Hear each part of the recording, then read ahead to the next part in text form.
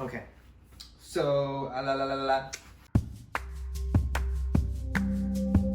Hello everyone, thank you so much for stopping by on this very low budget first episode of Basically, where I basically teach you a simple classic recipe in its basic form. From there, I'll show you how those same ingredients or techniques are the blueprint to master a handful of other related dishes. I don't want these to be once in a while dishes. I want you to commit these to muscle memory so that cooking just seems to make more sense. And this first episode is all about the pancake, probably America's most beloved pastime, associated to fond memories and nostalgic smells. It utilizes common ingredients found in most homes, and it lends itself to creativity and resourcefulness very well. Let's get into it. The humble pancake. I'm so excited to show you exactly how the basic recipe works because it's gonna unlock so much potential for you. Cooking techniques, other relatable recipes, why they work, why they don't, and understanding how to change it up so that it works for you. And the pancake has such a huge margin for error that even if you mess up a little bit, you can kind of still enjoy it, you know? So let's get started. We're going to be working with 7 ingredients. 1 cup of all-purpose flour, 1 cup of whole milk, 1 egg, 2 tablespoons of butter, 2.5 teaspoons of baking powder, 1 tablespoon of sugar, and 1/4 teaspoon of salt. I want to take a little time to talk about substitutions because everybody's familiar with the cooking process on the pan, but there isn't a family that I know that doesn't have dietary restrictions or allergies. Now, almost everything can be substituted for something over here. For the milk, you could do almond milk, oat milk, soy milk, buttermilk, skim milk. You could even use water or coffee. For the flour, if you're gluten-free, you could use any of the gluten-free flours, tapioca flour, almond flour. The butter, plant-based butter. Sugar, you could use sugar substitutes, but I would cut the ingredients to half the amount. The egg can also be substituted if you're a vegan. For every egg in any recipe, you could substitute it with 1/4 cup of applesauce or 1/4 cup of smashed bananas. Those are good substitutes because pancakes love those ingredients anyway. Now we're going to talk about the baking powder. It's your leavening ingredient. It gives it the bubbles, the fluff, the rise in your pancakes. Many people don't know it has cornstarch in it. Some of my friends are allergic to corn and can't use baking powder. The substitute is baking soda, and it does need an acid to activate it. 1 teaspoon of baking soda to 1 tablespoon of white vinegar. This is the same principle as buttermilk pancakes where the buttermilk is the acid and there's added baking soda to the recipe. But again, let's keep it basic for the sake of resourcefulness and common ingredients. So with all these different substitutions, the pancake can fit into any diet. This next part's gonna happen pretty quickly, but I do wanna mention this really crucial part that many people skip, and that's letting your batter rest for no less than 15 minutes. It allows the flour to incorporate all the liquid and absorb it. No more talkie. Let's make pancakes. Melt your butter in the microwave for 20 seconds, and let's put together the wet ingredients. Milk, egg, mix, and set aside. In a separate bowl, put together your dry ingredients: flour, salt, sugar, baking powder, whisk it around a little bit, and then add your wet ingredients. With the pancake batter, if you haven't heard it before, you definitely don't want to overmix. And here's my rested batter. You can see that it's thick, but not too thick, and it's definitely not runny. This is how I like it, so the pancakes have some substance and keeps its shape. Okay, the pan is now properly preheated. Our batter's rested for 15 minutes. I'm gonna use a cooking spray. I don't use butter because it burns.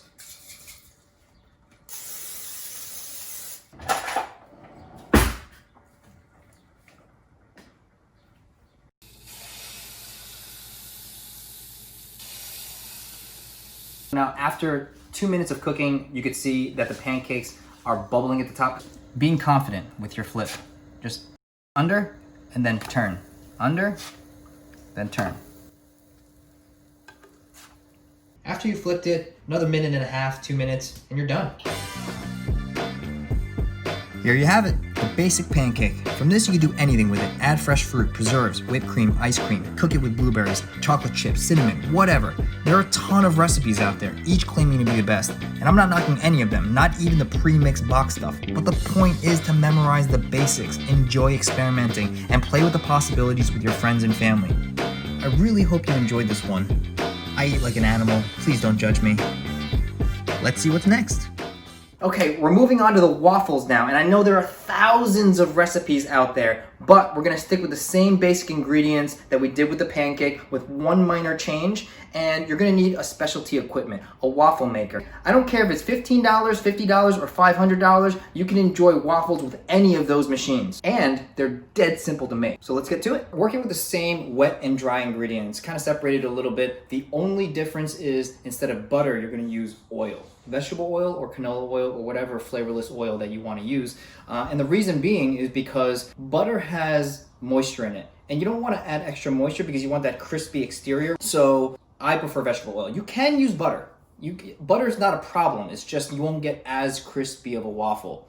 The dry ingredients are 1 cup of all-purpose flour, 2 teaspoons of baking powder, 1 tablespoon of sugar, and 1/4 teaspoon of salt. The wet ingredients are 1 cup of whole milk, 1 egg, and 1/4 cup of vegetable oil.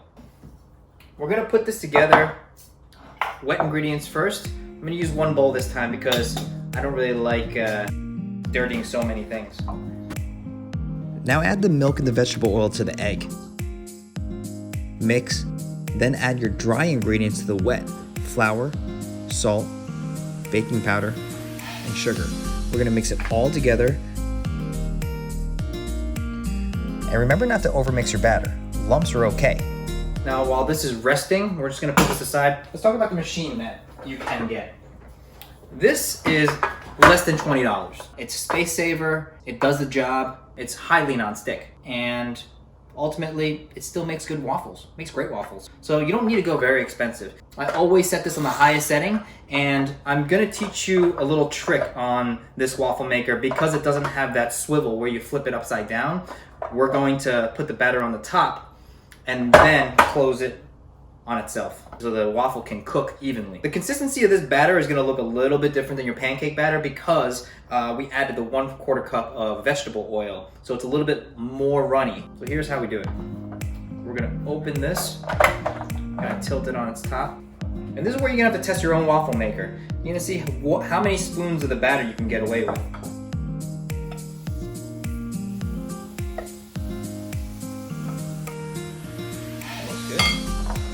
Close the bottom, and flip. I'm going to turn this around so that you can see this. Oh, look at that, gorgeous. Nice and crispy.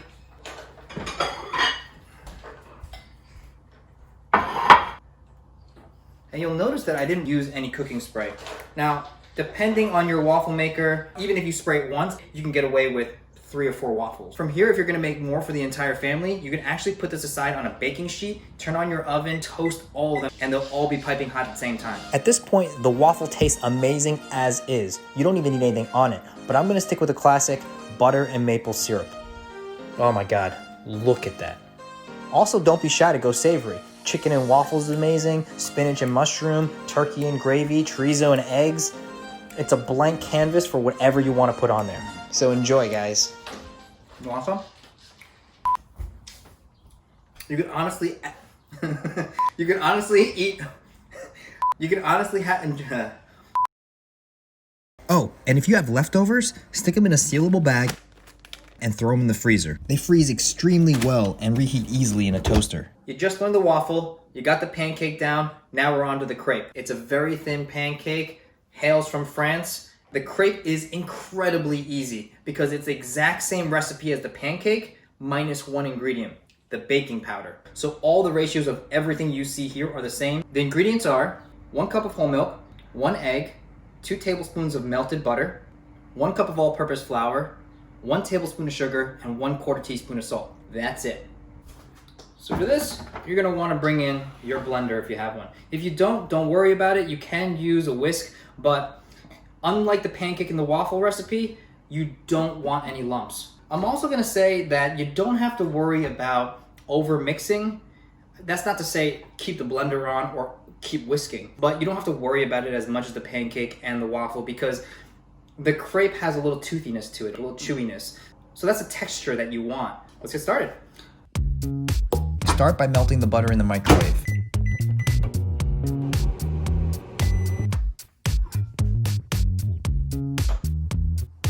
goes the milk, egg, all-purpose flour, and the sugar and salt. Blend it on low and then gradually increase the speed.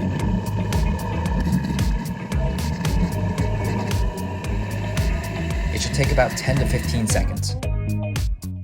Set your non-stick pan to medium heat. So right now I'm just gonna spray. Wherever you ladle your batter on the pan, your second ladle of batter and your third ladle of batter should go around the same area, just so that it could roll around. You don't want spider webs of batter everywhere. Here I want to show you how some of my first crepes turn out.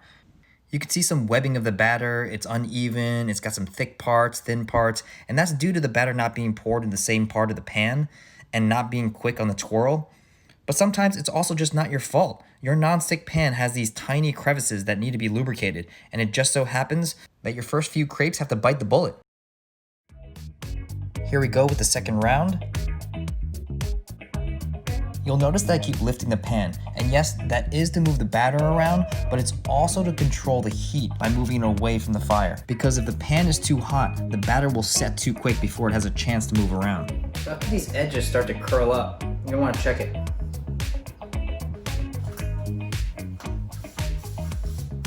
If it's the color you like, which it is, you can just transfer that onto a plate. That's it. The great thing about this is that you can reheat it in the microwave, put a damp paper towel on all of these, and just 20-30 seconds, steams right up. My all-time favorite flavor is orange and cream. I cut some orange supremes, I make some whipped cream. This is a citrus whipped cream, which I'll show you how to make. Start off by zesting a third of an orange, a lime, and a lemon. 2 tablespoons of sugar, and a cup of heavy cream. Whip it up with a hand mixer on high until you get the consistency that you like, and you're done. The crepe is also a perfect foundation for both savory and sweet.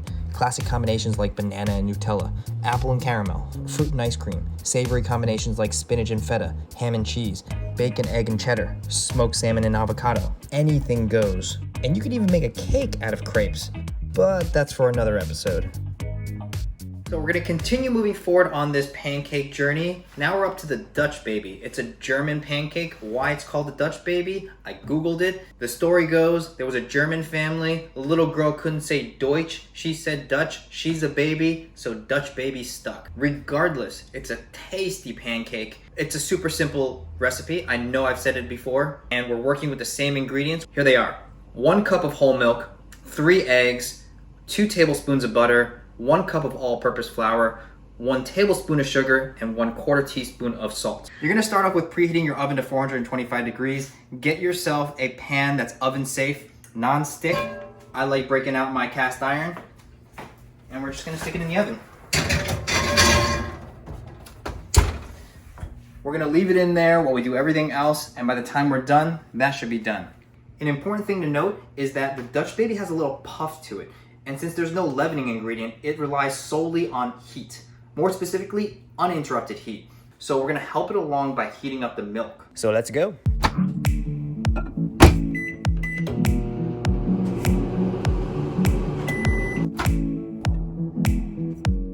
Everything goes into the blender: milk, eggs, all-purpose flour, sugar, salt.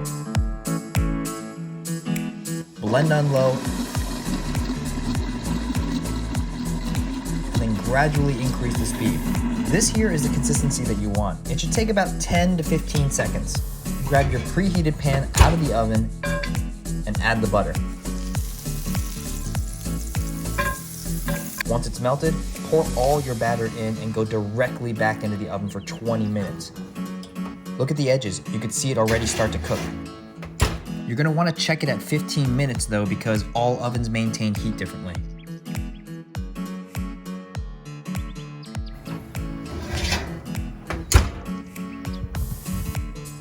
Look at how gorgeous this is. You get the crispy edges, it's puffed up beautifully. It's like a pancake pizza. It's traditionally served with lemon juice and powdered sugar. I love it like that. I zest some lemon on top to really drive in that lemon flavor, and that's it. So some quick reminders are, warm your milk up, Use a heavy pan, like a cast iron pan, so we can retain that heat. And also don't open that oven. And basically you just cut into it like a pizza.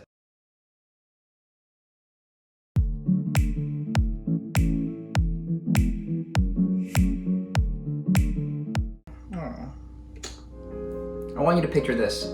It's 10:30 on a Saturday night. The entire family had an early dinner, and we're all waiting for Saturday Night Live to start.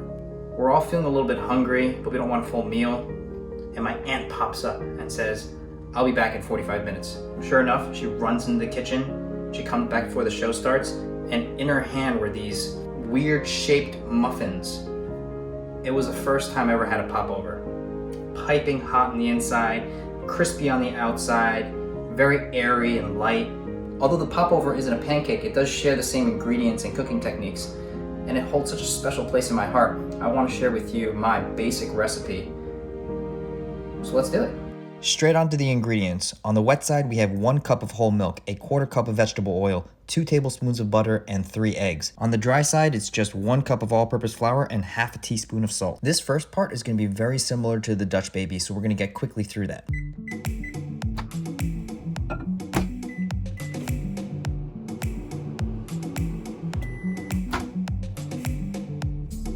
Everything goes into the blender: milk, eggs, all-purpose flour, salt.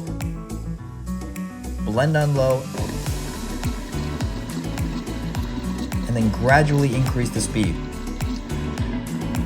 It should take about 10 to 15 seconds. Up until now, the Dutch baby and the popover has pretty much the same process. This is where it differs a little bit. We are going to preheat this muffin tin. You're going to need a muffin tin, by the way.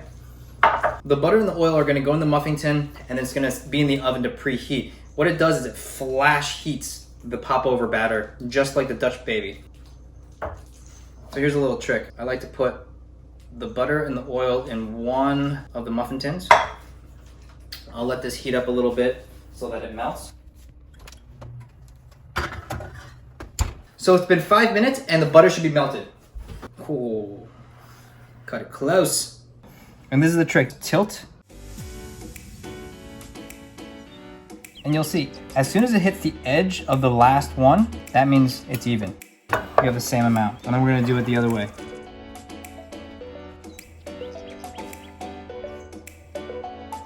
Even. We're gonna stick it back in the oven and get this piping hot before we put the batter in.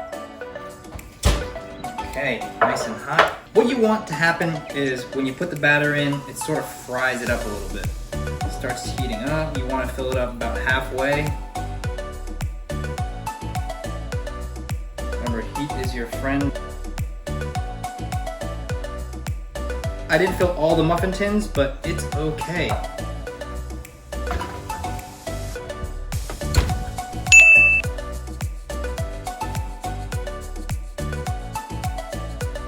Ooh, look at these.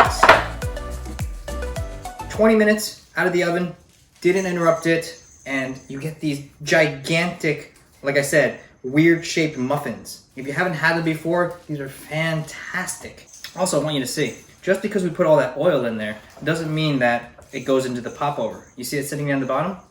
It just helped it fry and pop up. Not that we're counting calories here if we're eating popovers.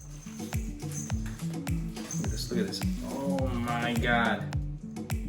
Nice and airy. Now, I like to enjoy this as is or with salted butter. You can add jam if you want, but I like to keep it on the savory side. Ooh, also, if you make some nacho cheese as a dipping sauce, so good.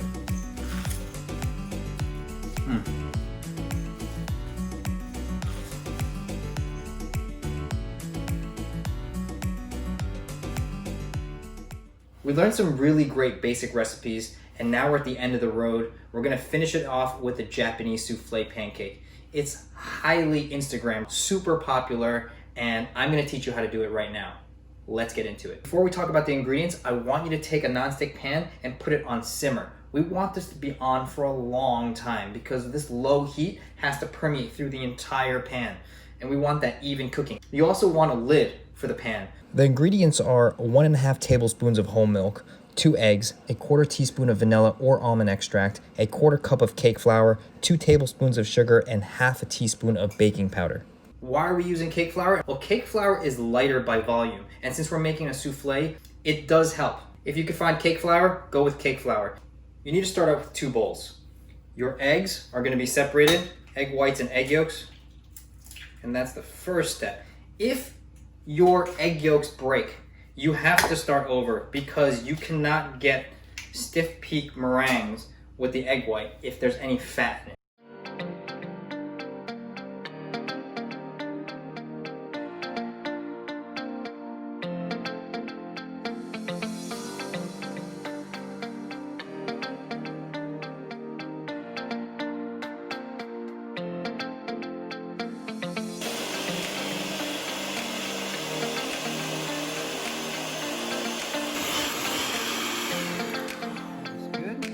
Glossy and stiff.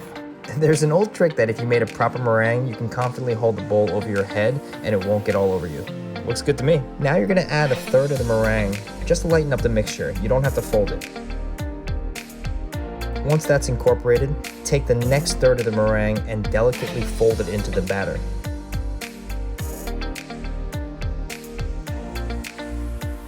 And finally, add your last bit of meringue and fold it in gently.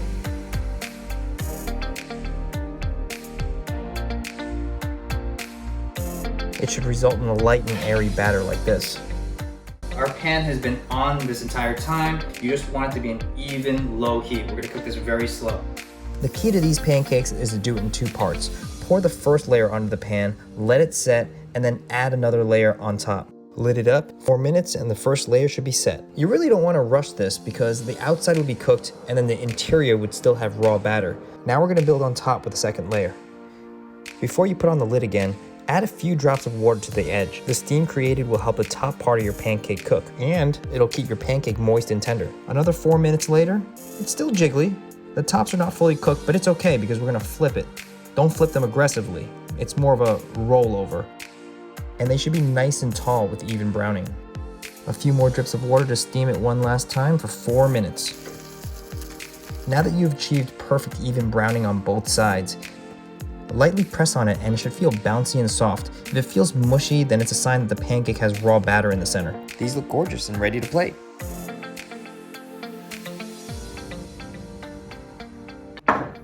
This is a place where fruit is welcomed, jam is welcome, whipped cream is definitely welcome, and of course, warm maple syrup.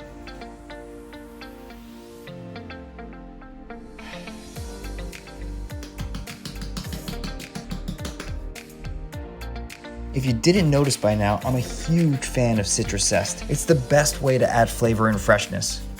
I'm not gonna say this is my favorite, but it might be. Thank you so much guys for sticking to the end. I'm really not trying to reinvent the wheel, but what I've noticed is that so many people have to refer to written recipes far too often. So by reinforcing the use of common ingredients and techniques, I'm hoping that it'll get you excited to use them more often and be nimble in any kitchen situation. If you enjoyed this long episode, please like, comment, subscribe. I'll see you soon.